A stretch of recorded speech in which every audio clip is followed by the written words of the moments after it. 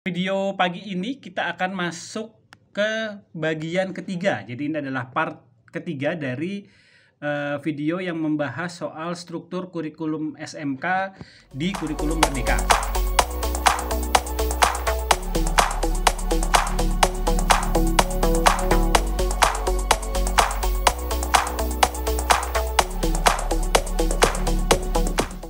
Nah, udah mulai ya. Oke teman-teman, selamat pagi. Assalamualaikum warahmatullahi wabarakatuh. Salam sejahtera untuk kita semua. Ketemu lagi sama saya, Om Tri. Nah, ini saya lagi ada di Bogor. Saya masih ada di Bogor, tepatnya di Big Land Hotel.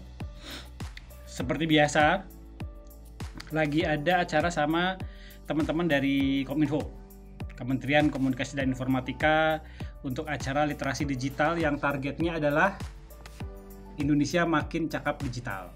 Nah, targetnya itu ya. Oke, seperti biasa kita akan sharing-sharing soal 3 hal di channel YouTube-nya PT Kompas Digital Internasional ini. Yang pertama adalah soal dunia per SMK-an. Yang pertama, yang kedua kita akan bahas soal digital marketing, mungkin nggak terlalu banyak ya soal digital marketingnya. Dan yang ketiga kita akan bahas juga soal PT Kompas Digital Internasional. Oke, video pagi ini kita akan masuk ke bagian ketiga. Jadi ini adalah part ketiga dari video yang membahas soal struktur kurikulum SMK di kurikulum Merdeka. Nah, ini part 3 alias bagian ketiga dari serial video struktur kurikulum SMK di kurikulum Merdeka. Nah, kenapa ini penting? Ya karena kalau kita, ya setidaknya kita, gue kali ya, setidaknya kalau saya dan juga PT Kompas Digital Internasional itu kan memang saat ini fokusnya, salah satu fokusnya adalah membina, mengembangkan, membimbing siswa SMK. Nah, kalau kita mau masuk ke dunia SMK, kita membimbing siswa SMK, itu artinya apa? Artinya kita harus betul-betul tahu, betul-betul paham soal dunia per SMK-an. Suhu saya bilang bahwa kita harus jadi ahlinya ahli. Harus betul-betul paham secara utuh, menyeluruh, dan holistik. Dari hulu sampai hilir. Nah, itu syaratnya. Kalau kita mau terjun ke sesuatu ya harus totalitas, harus jadi profesional di situ, harus betul-betul paham, harus jadi orang yang paling paham. Nah, ketika kita masuk ke dunia SMK, itu otomatis juga mau nggak mau kita harus belajar sangat banyak soal dunia per SMK-an. Nah, saat ini yang lagi rame, yang lagi jadi fokus adalah bagaimana sih di kurikulum Merdeka itu. Nah, karena ini adalah tahun pertama kurikulum Merdeka full diterapkan di semua SMK, baik negeri ataupun swasta, semua SMK dari Sabang sampai Merauke. Gitu ya. Di video sebelumnya saya sudah membahas di bagian 1 ya, part 1 itu membahas soal kurikulum SMK, struktur kurikulum SMK di kurikulum Merdeka untuk kelas 10 alias kelas 1 SMK. Di video bagian kedua saya membahas yang kelas 11 atau kelas 2 SMK. Nah, di video yang bagian ketiga ini saya akan bahas bagian ketiganya, alokasi waktu mata pelajaran SMK bagi siswa kelas 12 atau siswa kelas 3. Oke, kita langsung aja ya, nggak usah berpanjang lebar karena toh penjelasan sebelumnya teman-teman bisa lihat di video bagian ke-1 dan bagian kedua, part 1 sama part 2-nya. Oke. Sama seperti yang di kelas 10 dan kelas 11, alokasi waktu mata pelajaran SMK ini terbagi jadi 2 kelompok mata pelajaran besar. Yang pertama adalah kelompok mata pelajaran umum dan kelompok mata pelajaran kejuruan. Nah, jadi sama aja ya, kelas 10, kelas 11, kelas 12 mata pelajaran itu terbagi jadi 2 kelompok besar, yaitu kelompok mata pelajaran umum sama kelompok mata pelajaran kejuruan. sama. Nah, kelompok mata pelajaran umumnya seperti apa Om Tri? Kelompok mata pelajaran umumnya masih hampir sama. Itu yang pertama adalah ada pendidikan agama dan budi pekerti. Gitu. Terus pendidikan agama dan budi pekerti ini juga sama seperti yang kelas 10 dan kelas 11. Ada agama yang sesuai dengan agama yang sudah diakui oleh pemerintah Republik Indonesia, yaitu agama Islam, agama Kristen, agama Katolik, Buddha, Hindu, sama Konghucu. Jadi ada 6 pendidikan agama yang diterapkan di sekolah. Jadi kemudian tinggal siswa SMK memilih pendidikan agama sesuai dengan keyakinan yang mereka anut masing-masing. Jadi yang pertama itu ya pendidikan agama dan budi pekerti. Yang kedua itu ada pendidikan Pancasila. Kemudian pendidikan Pancasila itu kemudian bahasa Indonesia. Jadi itu tuh ya. Pendidikan agama dan budi pekerti, kemudian bahasa Indonesia, dan pendidikan Pancasila. Yang berikutnya adalah muatan lokal, mulok tetap ada. Nah, yang jadi pembeda adalah di kelas 12 itu tidak ada lagi pelajaran pendidikan jasmani, olahraga, dan kesehatan, juga tidak ada lagi pendidikan sejarah.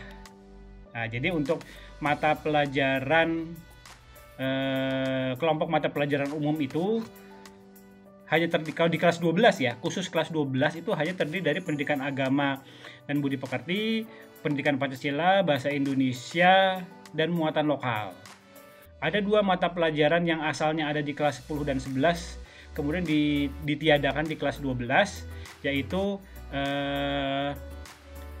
sejarah sama pendidikan jasmani, olahraga, dan kesehatan. Itu dihapuskan. Jadi di kelas 12 nggak ada pelajaran sejarah dan olahraga, intinya itu. Gitu. Nah, yang menarik adalah untuk kelompok mata pelajaran kejuruan. Nah, ini yang kemudian kenapa kok kemudian sejarah dan olahraga itu dihapuskan di kelas 12? Karena memang ada penambahan jam pelajaran untuk kelompok mata pelajaran kejuruan. Gitu. Nah, di kelas 12 itu sama.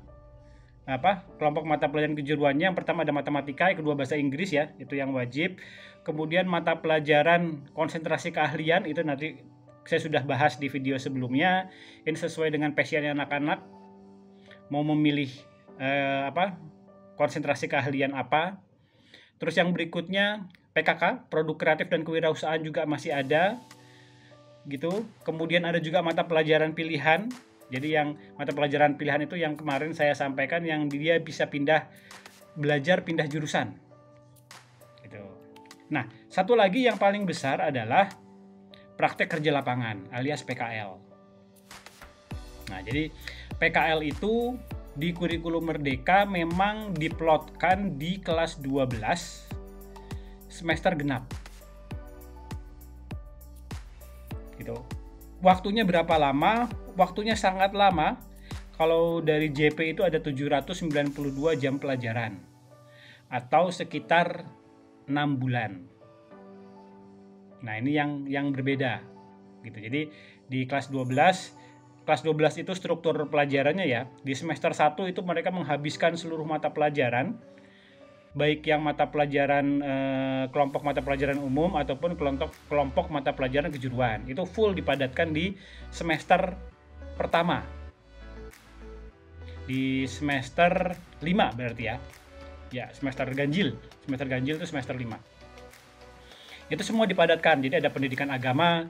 Tadi kan yang sudah saya sebutkan ya, kalau di kelompok mata pelajaran umum itu ada pendidikan agama dan budi pekerti, kemudian pendidikan Pancasila, bahasa Indonesia, dan muatan lokal. Itu full di semester ganjil atau semester 5. Setelah itu juga ada matematika, bahasa Inggris, produk kreatif dan kewirausahaan, PKK, terus apa lagi ya? Mata pelajaran pilihan.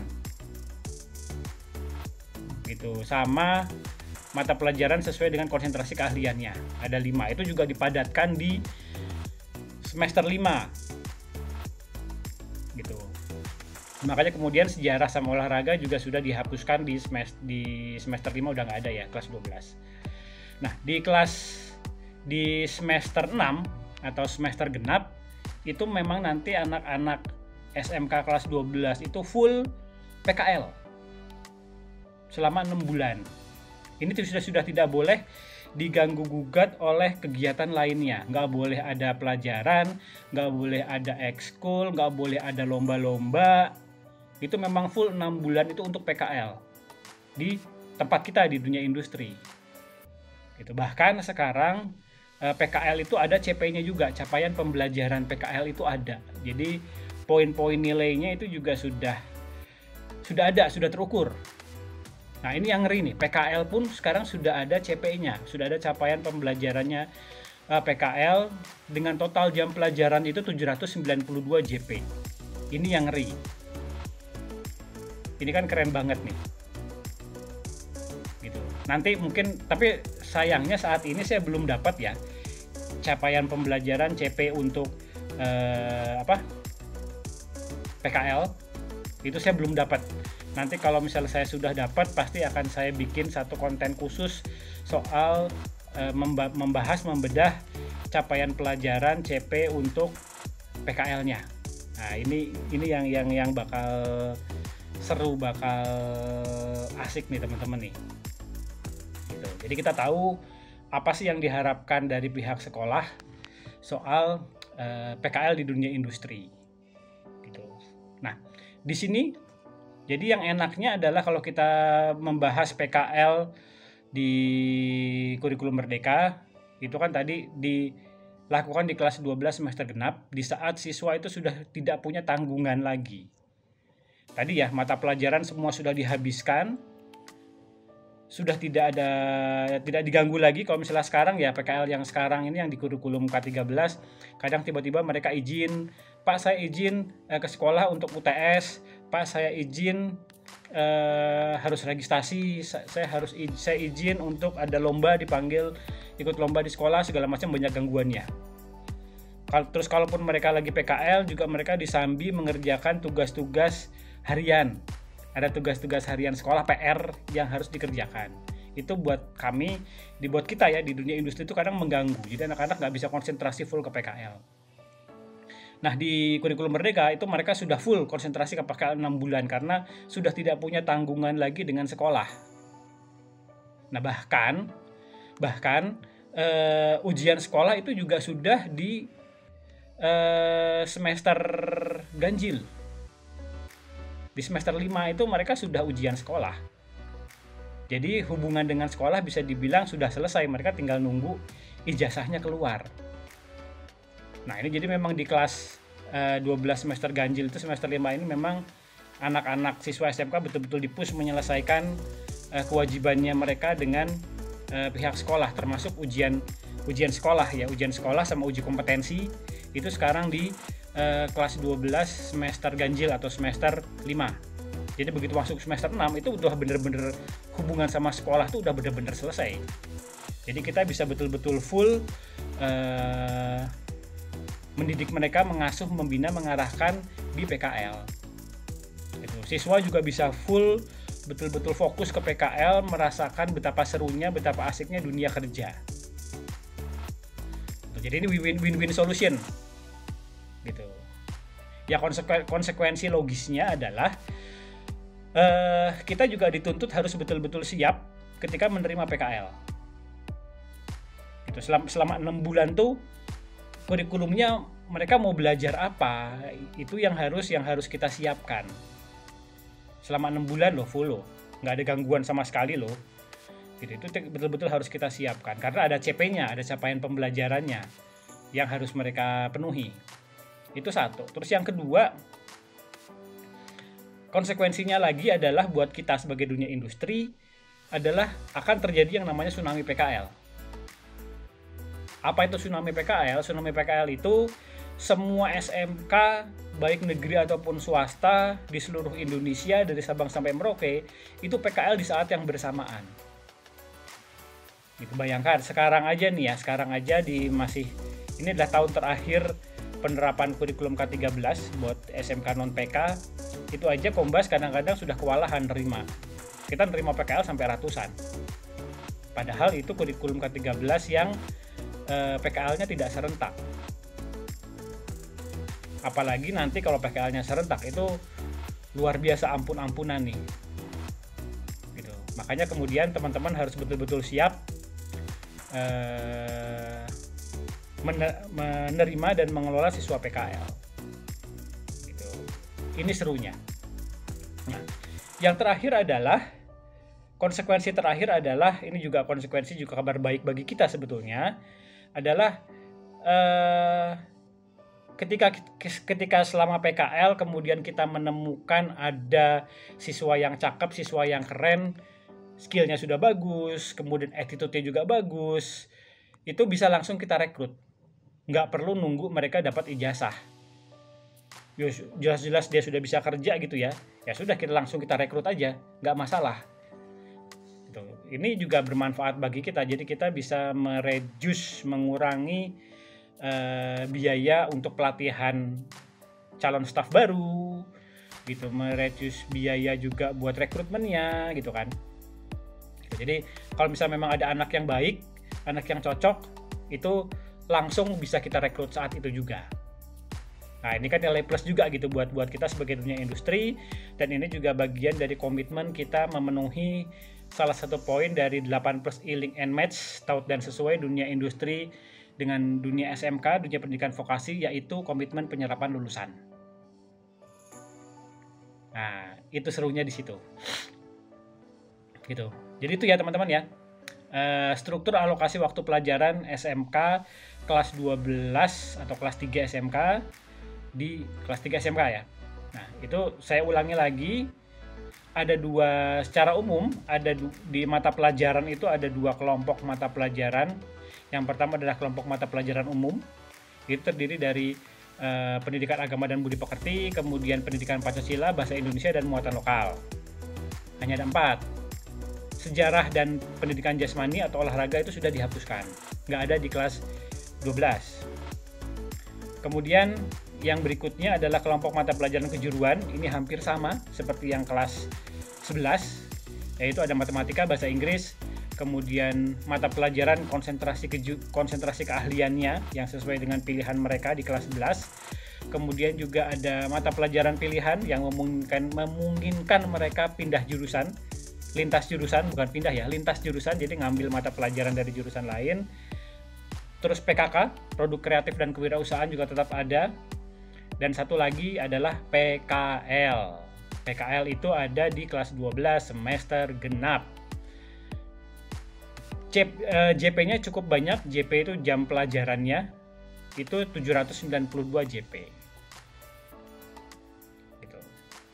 Nanti soal lebih detailnya akan kita bahas khusus soal gimana sih PKL di kurikulum Merdeka. Oke, mungkin teman-teman itu aja yang bisa saya sampaikan di video kali ini. Sampai ketemu lagi ya. Seperti biasa kalau teman-teman ada pertanyaan, tinggalkan di komentar di bawah sini. Kalau misalnya merasa postingan ini bermanfaat, jangan ragu untuk di like, di subscribe juga dong channel YouTube-nya.